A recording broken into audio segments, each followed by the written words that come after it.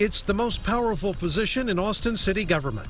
There's nothing more important that the city council does other than to make that CEO selection. Now city leaders narrowed down the list of candidates, and we're digging into their qualifications. It is a decision the city of Austin says will not be taken lightly.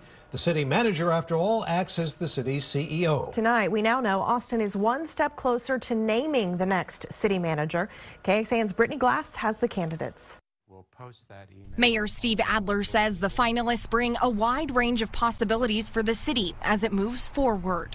The 6 candidates come from both the public and private sector. They are all high caliber people, and they have very different kinds of backgrounds, come from very different kinds of places, have different kinds of experiences.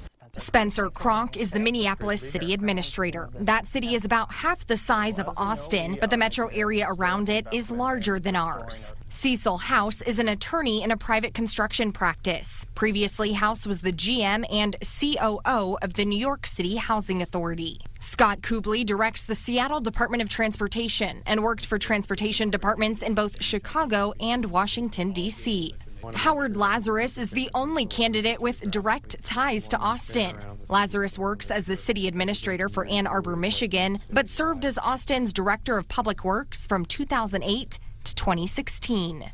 Denise Roth is a senior advisor at a global engineering organization. She works on building, infrastructure, and energy projects. President Barack Obama previously appointed Roth to serve as the U.S. General Services Administrator.